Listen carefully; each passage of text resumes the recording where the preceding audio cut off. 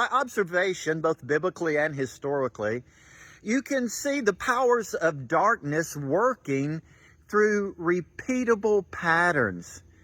Today, I want to talk to you about traitors, henchmen, and power brokers.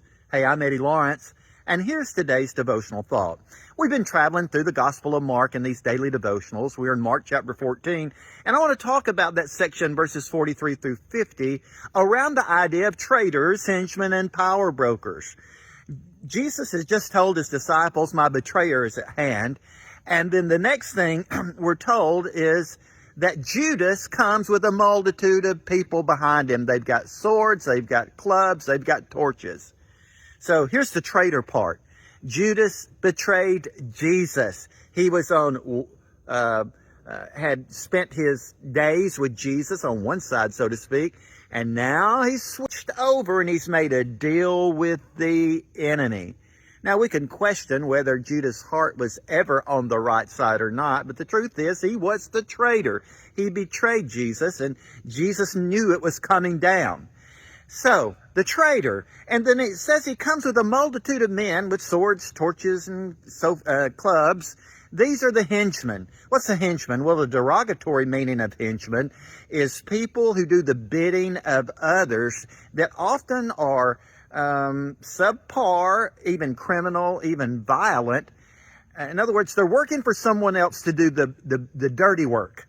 And so that's the henchmen. They're showing up. Now, there were officers and soldiers and so forth, but they were doing the bidding of some power brokers. And the scripture tells us that too, that Judas came with this multitude who had been sent by the chief priest, the scribes, and the elders. That is the religious influencers of Jesus' day. I'm calling them the power brokers.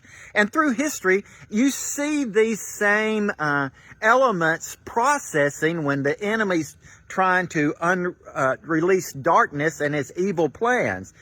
Often there's traitors involved, people who's giving inside information from the right side to the wrong side. You have henchmen, people who are doing the dirty work in darkness behind the scenes. And you have power brokers.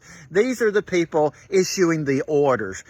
Really, they're calling the shots and they're pulling the strings. Traitors, henchmen, and power brokers. Certainly, we see that in our day as well. And Jesus had to deal with this. Now, he mentions, if you read John's account of this, when they show up, and Jesus said, why did you come here in the middle of the night, so to speak? I'm in your temple every day. Why didn't you arrest me there? And then he tells them, he says this is your hour and the power of darkness.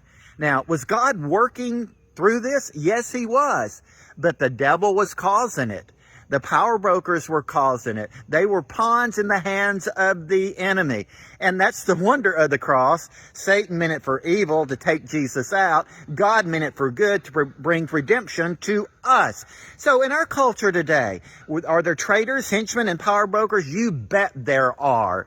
And listen, those same dynamics are true.